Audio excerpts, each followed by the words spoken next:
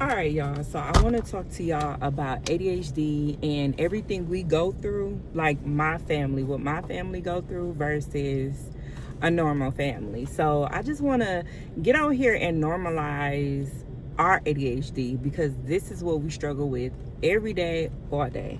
So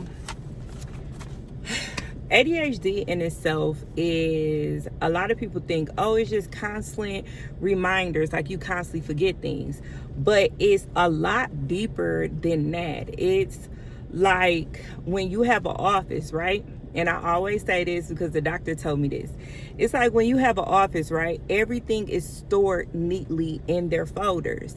When you have ADHD, nothing is stored neatly in your brain. So nothing is stored neatly like the average person. So what we deal with on a daily basis is because all four of us got ADHD.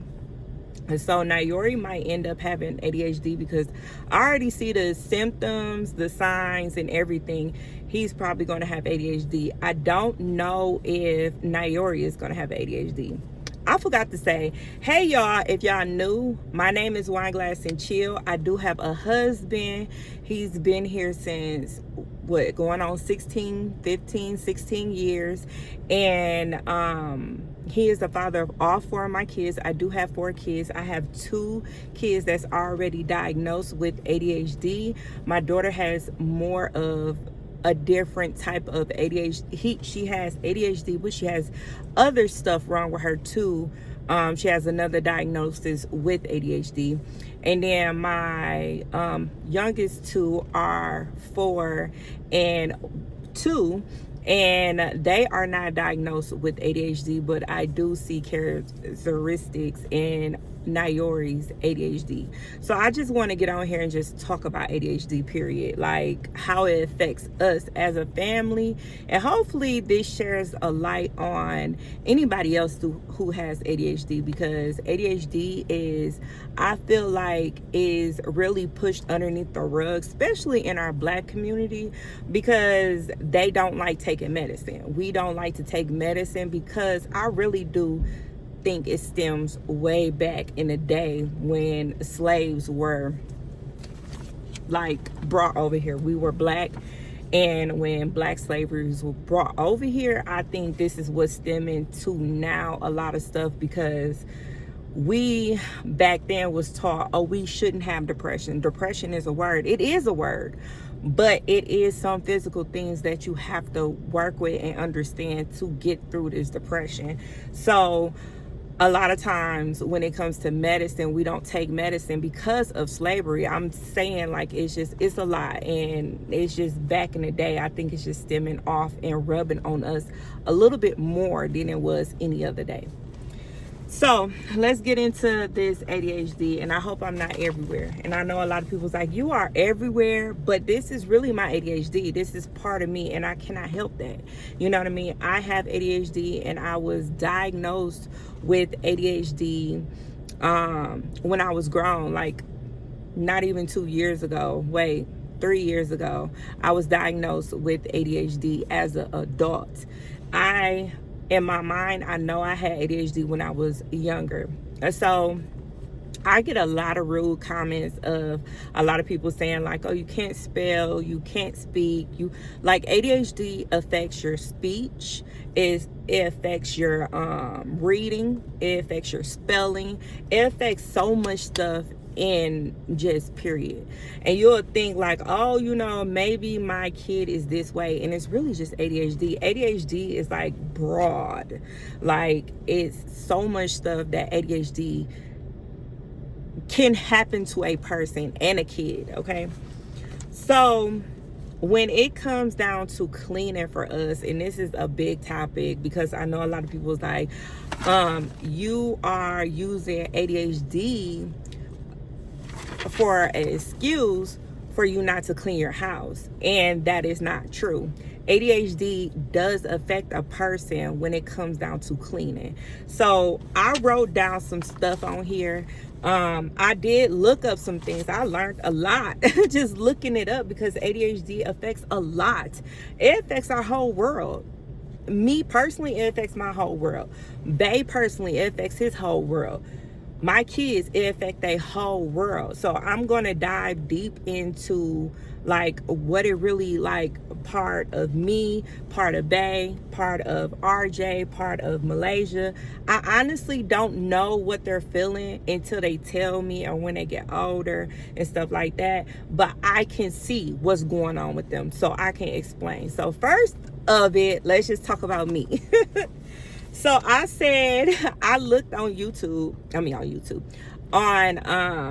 Google and asked, can ADHD affect keeping your house clean? Can it affect us like keeping our house clean? And it says, yes, ADHD can significantly affect your ability to keep your house clean, as people with ADHD often struggles with executive functions, skills like planning, prioritizing, and staying focused, making it difficult to initiate, see, that's that ADHD, initiate and complete cleaning tasks, leading to a messy house environment, a messy home environment. Some people are naturally neat. So I know it's a lot of people on here that says, oh, I'm neat, I got depression. Well, my depression and your depression is different, because I have ADHD too. So you gotta really like play a factor of my ADHD with it. Like, it's not just regular depression. I have ADHD, so this is affecting it too. So I'm having two barriers at once that's affecting me. So it says, some people are naturally neat. They keep their things fairly organized and try to avoid making a mess. But many kids and adults with ADHD are the opposite. They are messy most of the time. So, and that's true, because right now I'm trying to figure out how to organize my life, and which is my home, right? And that is so true, because the ADHD person, I feel like we overthink it, and I got that too. So it says, this what I wrote down too. I said, a large part that clouds my mind is my thought process of how often I misjudge a task will take. For example, I avoid doing the dishes for days because I think it will take 3 hours when it maybe takes 45 minutes to 60 minutes. So that's me altogether. Like, I will overthink something. I will see something and be like, man, that's gonna take me 3 hours. Do I really want to spend my 3 hours on cleaning this?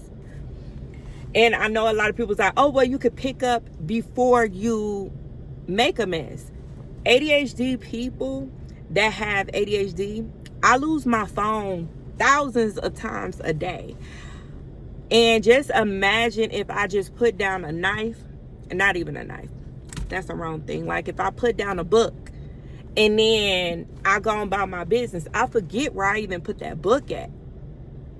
And it could be on the counter, it could be underneath papers, and I could forget. And then I rethink again, oh man, I need to go find that paper. Many a times I will walk, like, I would be like, my mind is set, like, I'm going to get an apple. So I'm in my room, right? And then I walk into the kitchen and forget what I was going to really do. And then I go sit down like, what am I really supposed to be doing? That is all part of my ADHD. Okay? And so let me explain, when I have speech problems, it's all stemming off of my ADHD. It's really my processing. I believe I got a processing disorder too. Like RJ has a processing disorder. Malaysia has a processing disorder. I believe Nayori might have a processing disorder too. But I don't know for sure. But I feel like that is within it. We all, me and Bay, is like, all my kids is by him. So they already told me when Malaysia was born, once she had everything, they was like all my kids gonna eventually have it, because they are genetics, like the same genetic, like they're from the same dad, same mom.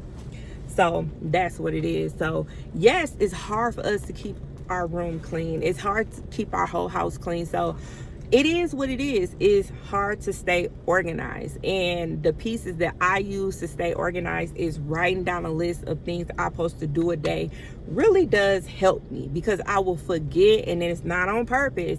It's just, that's my ADHD. So okay, so what else, y'all, we're gonna be talking about? Oh, so I want to explain some stuff of my outer body experience when it comes down to anxiety and ADHD too, because this all plays a part. So ADHD is when you overthink, or everything is not processing right, and you got to look. So our brains, like I just said, is like an office, and if everything is stored neatly, then you can, like when you think about something, you can easily pick it out and it comes to you, right?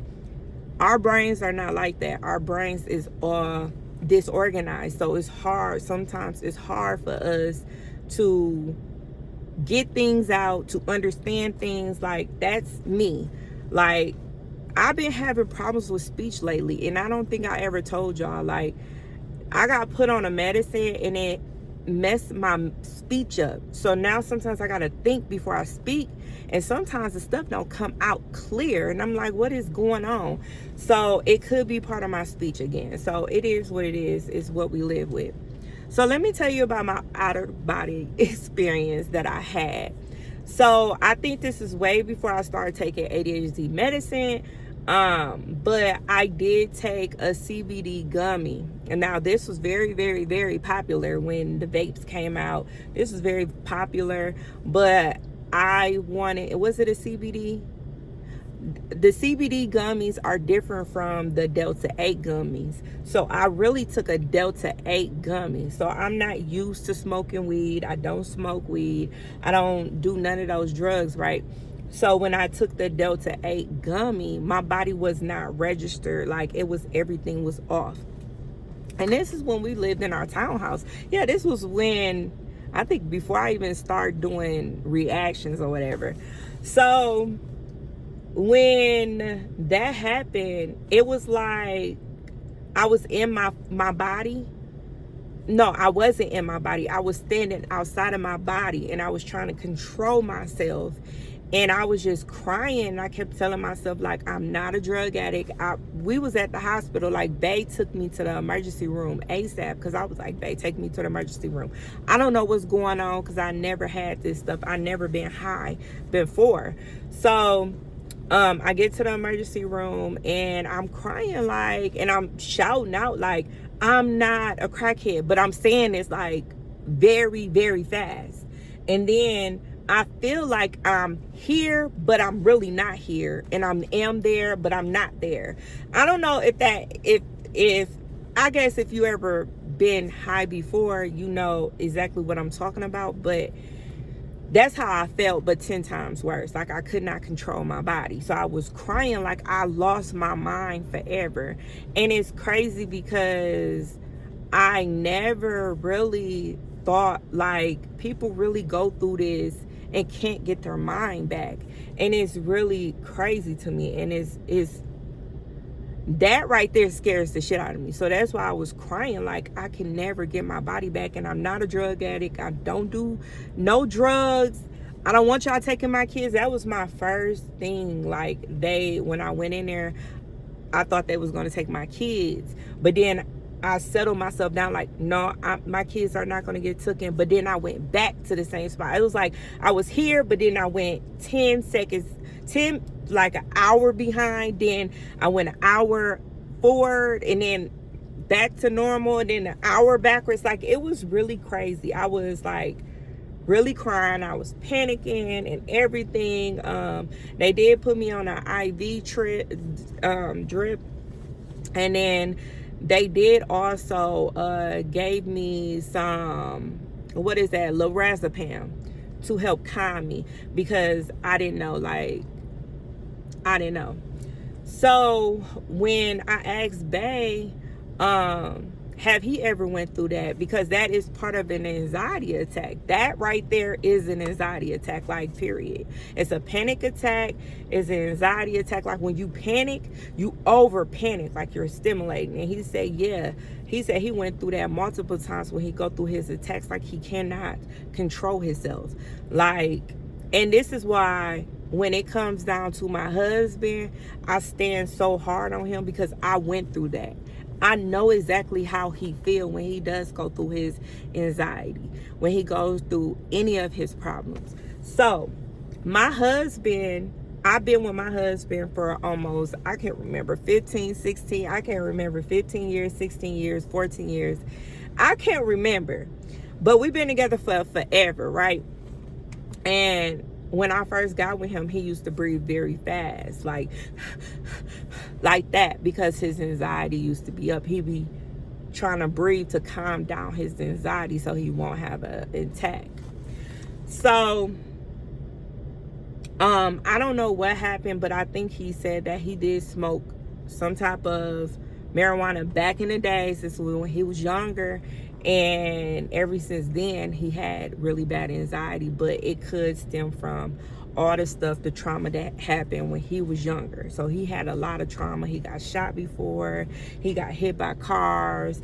He went through a lot of stuff when he was younger, y'all. Like, period. Like, he went through so much stuff.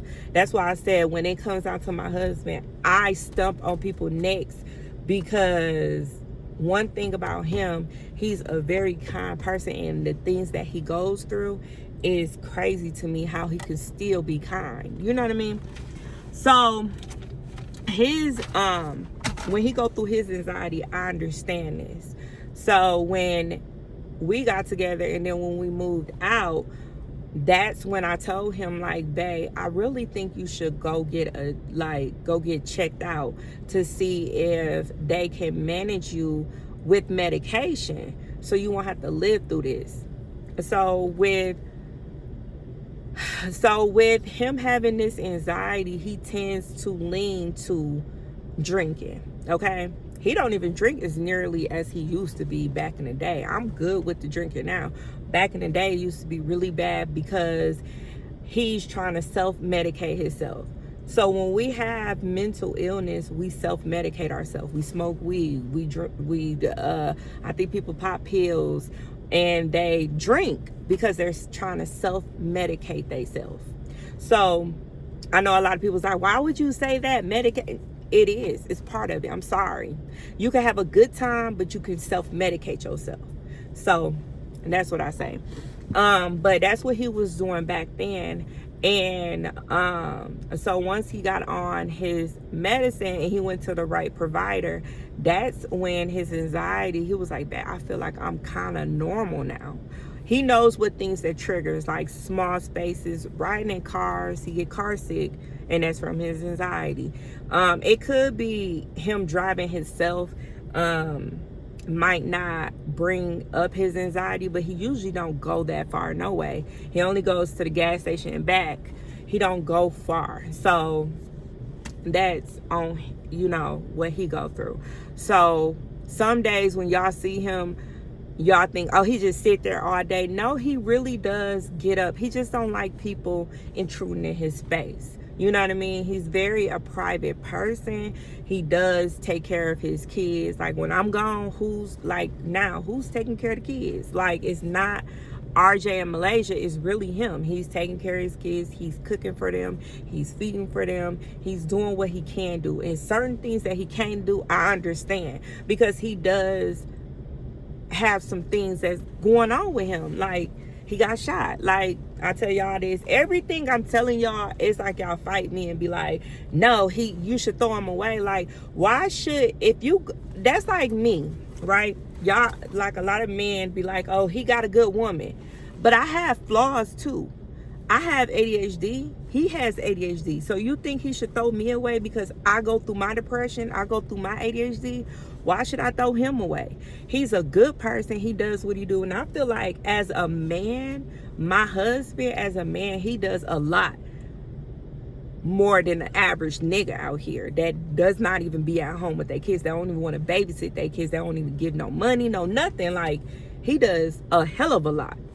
So it's just that it's things that comes with this ADHD that we have to learn how to accept. So that's what I had to do. I have to accept some stuff that comes with them. Everybody got baggage that you have to accept as you going into a relationship. So it is what it is.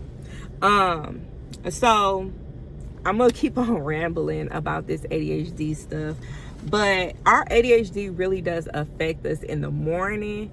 Like, let me tell you about RJ. So RJ is very disorganized person, period. That's all he is. He's a nonchalant person. He's don't care about the details. He just want to get it done. So RJ is the type of person that will throw all his paper in his book bag, don't care if it's crumbled, don't care nothing. And that's part of his ADHD. And so RJ will ask you a lot of questions. RJ is very, very fucking smart when it comes down to math. And I'm so happy about that, because it's always a strong point in a person's life. Everybody got a strongness. Everybody got a weakness. Everybody learn different, right? So RJ is very good at math. Malaysia is really good at reading. Malaysia is different when it comes down to her paper. She puts it in her folder. She does that. But when it comes down to her room, she clutters paper. And that's what she does. Malaysia tends to think without asking. RJ tends to think and ask. So he'll keep asking me a question over and over until he understands it. And Malaysia won't ask a question. So I had like vegetable oil grease. Like, that's a food, right? She put that in where the chemicals go because she don't know where it really goes. So she was just like, oh, I think it go here. RJ would have asked, like, Mom, I don't understand where this go. Where does it go? She would not ask. So her ADHD is different from ours. So in the morning, when we don't have our medicine, we all playing against each other. It is the hardest time for all of us if we are not medicated. Now, RJ and Malaysia, they do take their medicine at night. They take Journey at night and guanfacine at night. Guanfacine is to help with anxiety. So Malaysia used to pick her skin so much that it used to bleed. And I thought it was autism, but it's not. It's really ADHD related and anxiety. So that's what helps with that. RJ, his mind tends to not stop when he doesn't take his medicine. So a typical day morning for us is really chaotic if they don't have medicine. So when they don't have medicine, guess what I have to do? I have to treat them like a newborn baby, because they're not going to understand not understand, but brush your teeth, wash your face. All that didn't slip their mind. They ain't thinking about that. They not going to do it. So that is our struggle. So you got to remember, when they don't have their medicine, I haven't had my medicine either. So I'm forgetting things, where this at, and it's a shit show when it comes down when we don't all have medicine. This is why I'm so very important about everybody taking a medicine, because it plays on my mental and it plays on theirs. So RJ did tell me, but Malaysia never told me this. RJ told me too, like, Mommy, when I don't take my medicine, it's like I'm stuck in my body without me controlling it. That right there, what he told me, goes back to my outer body experience that I had when I couldn't control myself. And so if he goes through that, let's say I stop giving him medicine, he lives through that for his rest of his life. He's going to tend to self-medicate himself with drugs, like, period. It is what it is, and it's sad to say. This is why it's so crucial to understand what your kids need. Since I put my kids on medicine, they have been thriving in school. RJ was failing in first grade. He was behind because he was not medicated. And they told me, like, he's falling behind, he needs medicine. His own school. And I know a lot of people was like, oh, you're lying to people. RJ has been to a mental institution, and I never told y'all that. Let me know if y'all want to know the story to that. He's during a shutdown, he went there and they seen it for themselves, and they was like, this girl is not lying, she's telling the fucking truth.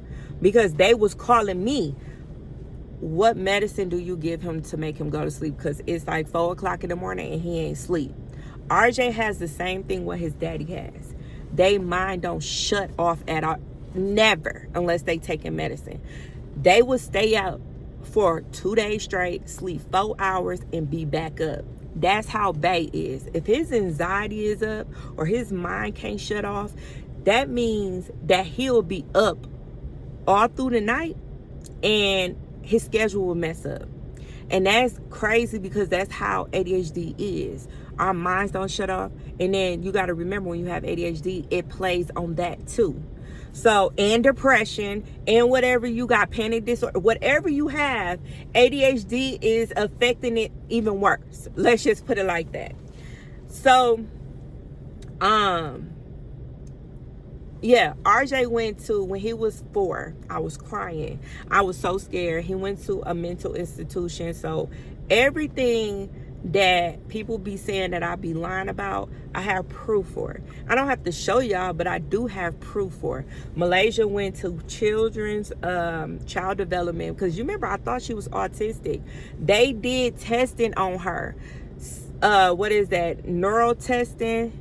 They did neural testing. I forgot it's another one too. But they did testing on her. And everything that I said was repeated in test form. So I'm not lying when it comes down to my kids. I'm never lying. I want the best for them, because I feel like I, as a child, I got left behind. I know my mom fought for me. Don't say it. I'm not saying my mom never fought for me. She did. But she didn't know I had ADHD. She thought ADHD was, you cannot control your body. So I can control my body. Girls who have ADHD hold ADHD different. Boys tend to show their ADHD.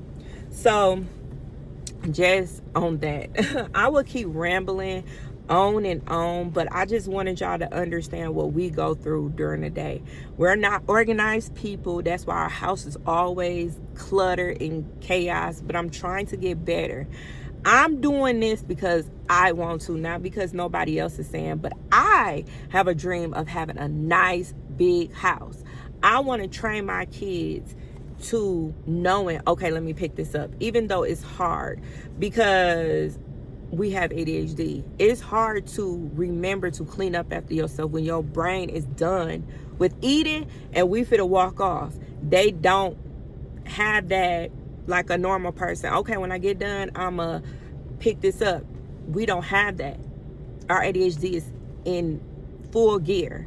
So yeah, y'all, I will see y'all in another one. If you guys want more of this ADHD stuff and of RJ's what he went through, and I almost took him off of medicine and never put him back on, leave a comment below and say, yes, Wineglass, I want to know more, and I will do that video for y'all, another sit down video for y'all. I love y'all. Thank y'all for supporting me. Deuces.